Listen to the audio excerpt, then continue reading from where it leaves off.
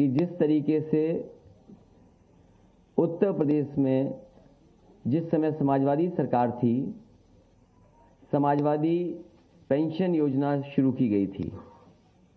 Samajwadi pension योजना के तहत बड़ी संख्या में गरीब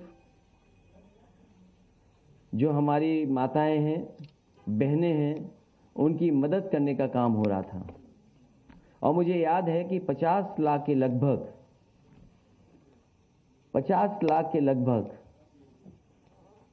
उस समय समाजवादी पेंशन से गरीब परिवारों की मदद हो रही थी। समाजवादी पेंशन योजना को पुनः शुरू किया जाएगा। इसके अंतर्गत वृद्ध जरूरतमंद महिलाएं, बीपीएल परिवार, उनको प्रति वर्ष 18,000 रुपए पेंशन देने का काम समाजवादी सरकार में किया जाएगा। पहले ये योजना जो समाजवादी पेंशन योजना थी, वो साल में 6,000 रुपए मिलते थे और लगातार बुंदेलखंड का कोई गरीब परिवार नहीं मिला रहा होगा जिसको समाजवादी पेंशन से जोड़ा न गया हो। इसी तरह मुझे याद है कभी कभी मैं जब टीवी में देखता था कि कोई खबर ऐसी है जहां पर गरीब परिवार के साथ संकट या परेशानी में है, तो उनको समाजवादी पेंशन से जोड़ करके उन परिवारों की मदद की जाती थी। इसी तरह बनारस में मुझे याद है मुसहर बिरादरी के लोगों की खबर मैंने टीवी पर सुनी थी, और उसको जब मैंने देखा तो जिस जर्नलिस्ट ने वो खबर बनाई थी, उस जर्नलिस्ट से मैंने बात की। उसने कहा कि मैंने तो कम दिखाया है, लेकिन इससे ज्यादा हालत खराब है मुसहर बिरादरी के लोगों की। उसी समय वहां के जिलाधिकारी जो मौजूद थे बनारस के, मैंने उन्हें फोन किया और मैंने कहा कि इन परिवारों को समाजवादी लोहिया आवास से जोड़ करके और सभी परिवारों को जो महिलाएं गरीब हैं इनको समाजवादी पेंशन देने का काम हो।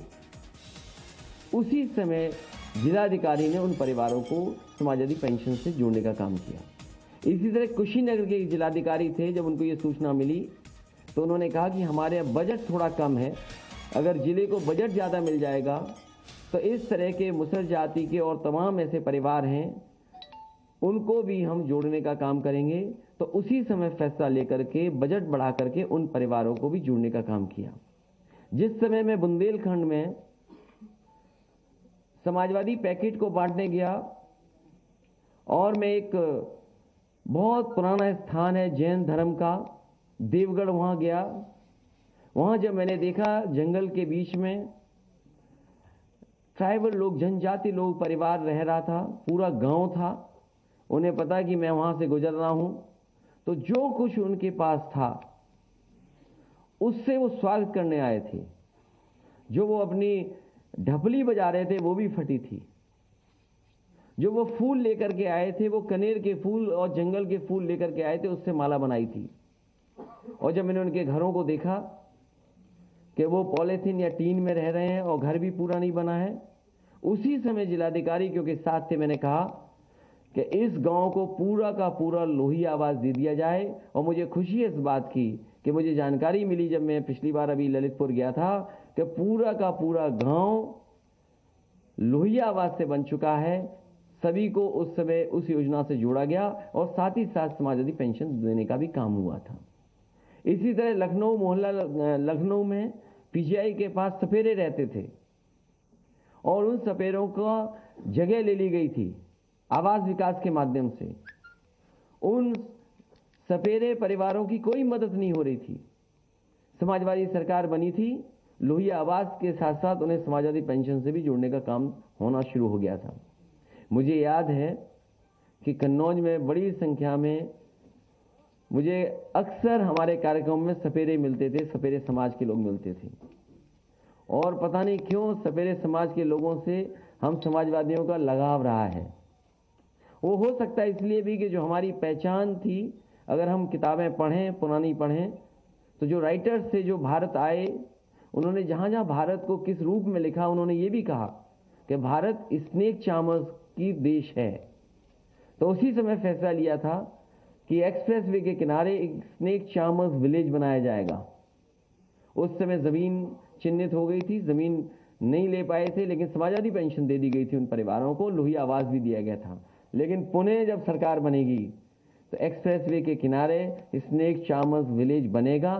साथ ही साथ ऐसे परिवार जो ऐसे गरीब, जिनकी जातियों के नाम पे ही गरीबी दिखाई देती है, जात के आधार पे ही बहुत गरीब है, उन परिवारों को 100% समाजवादी पेंशन से जोड़ने का काम समाजवादी सरकार में होगा।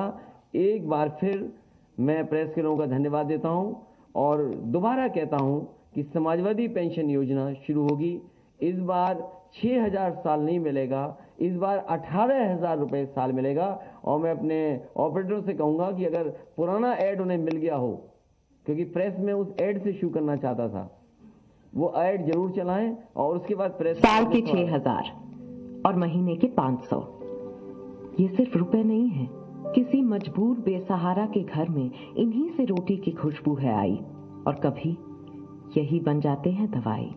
समाजवादी पेंशन योजना में 500 रुपए की मासिक धनराशि के साथ परिवार सदस्यों और खासकर बच्चों और विकलांग सदस्यों को शिक्षा और स्वास्थ्य संबंधी लाभ दिए जाते हैं। समाजवादी पेंशन के पैसे जब पूरे के पूरे इनके हाथों में आते हैं तो इनकी कमजोरी में इनकी ताकत बन जाते हैं। कुछ लोग कहते हैं इतने रुपए में आजकल क्या है। तो पेंशन योजना को लेकर के एक बार फिर से अखिलेश यादव का कहना था कि 18,000 रुपए दिए जाएंगे गरीब परिवारों को, 1 साल के भीतर हर परिवार को 300 यूनिट फ्री, यानी कि रोज एक प्रेस कॉन्फ्रेंस में एक चुनावी वायदा करते हैं। अभी मैनिफेस्टो तो नहीं आया है, लेकिन चुनावी घोषणा पत्र नहीं आया, लेकिन उससे पहले किसानों की सिंचाई का बिजली बिल फ्री, ये भी समाजवादी पार्टी का वायदा है। रोज आकर के प्रेस कॉन्फ्रेंस करते हैं और एक बड़ा वायदा गिनाते हैं, एक बड़ा वायदा करते हैं उत्तर प्रदेश की जनता से कि अगर समाजवादी पार्टी की सरकार आती तो गन्ना किसानों का बकाया भुगतान 15 दिन में हो जाएगा। वहीं ये भी ऐलान किया कि शहीद किसानों के परिवारों को 25 लाख रुपए का मुआवजा दिया जाएगा। वहीं किसानों की हर फसल का एमएसपी भी तय किया जाएगा। खुलवाए थे तो समाजवादी सरकार ने, साथ ही साथ सबसे ज्यादा ब्रांचेस बैंकों की अगर किसी ने खुलवाई थी तो समाजवादी सरकार में, और सबसे पहले सबसे ज्यादा डीबीटी सिस्टम से अकाउंट में सीधा पैसा पहुंचाने का काम भी समाजवादी सरकार में हुआ है। लेकिन झूठों से कैसे मुकाबला करें, ये सबसे बड़ा सवाल है।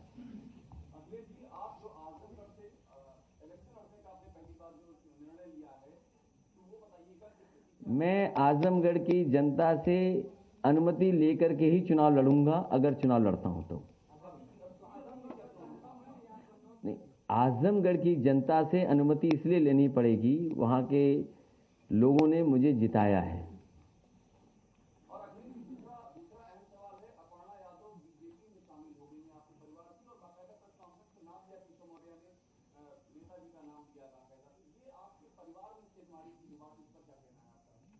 सबसे पहले तो मैं बधाई दूंगा और शुभकामनाएं, और साथ ही साथ हमें खुशी इस बात की है कि समाजवादी विचारधारा का विस्तार हो रहा है। समाजवादी विचारधारा का विस्तार जो हो रहा है, मुझे उम्मीद है कि हमारी विचारधारा वहां भी पहुंच करके और संविधान और लोकतंत्र को बचाने का काम होगा। नेताजी ने बहुत कोशिश की समझाने की, नेताजी ने बहुत कोशिश की समझाने की।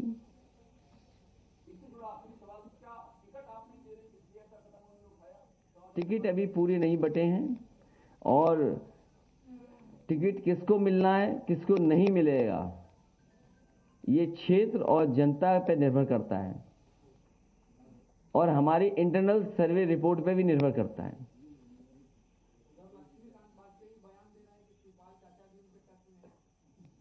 और वो भी बता दें कि वो भी किसी के टच में है। ये देखिए, मैंने अगर रोका ना होता, अभी परसों ही मैंने रोका, क्योंकि हम देखिए, एक बात तो साफ है, एक बात तो साफ है कि समाजवादी पार्टी ने जिनको लिया है और जिनको साथ लेकर के आए हैं, उनका जनाधार है और व्यापक जनाधार है, जिन लोगों को समाजवादी पार्टी में जोड़ा है। और आज जरूरत के हिसाब से और जिन राजनीतिक परिस्थितियों में आज चुनाव आगे बढ़ रहा है उसमें समाजवादी पार्टी का कोई मुकाबला नहीं कर सकता। उत्तर प्रदेश की जनता बदलाव चाहती है, परिवर्तन चाहती है। उत्तर प्रदेश की जनता भारतीय जनता पार्टी को हटाना चाहती है। उस विकल्प में समाजवादी पार्टी के साथ इतने बड़े पैमाने पर जनता खड़ी है और जनता का साथ देने के लिए समाजवादी लोग खड़े हैं। तो ये आपको याद होगा 2 दिन पहले जब मैंने प्रेस कॉन्फ्रेंस की थी वो इसीलिए की थी कि उस दिन कहा कि अब भारतीय जनता पार्टी को हम नहीं तोड़ेंगे, जो आना चाहेंगे उन्हें नहीं लेंगे। इसलिए जो टच वाली बात है ना, अगर कुछ इधर टच में तो हमारे भी उधर टच में है।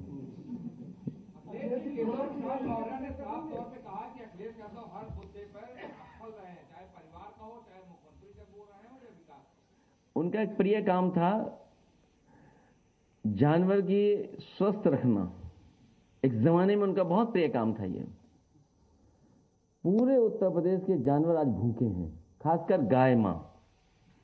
आप में से पत्रकार साथी किसी गांव चले जाइए, आप गाय मां भूखी हैं और जो गाय मां को भूखा रखता है उससे पाप पड़ेगा। इस बार भारतीय जनता पार्टी पे गाय मां का पाप पड़ने जा रहा है।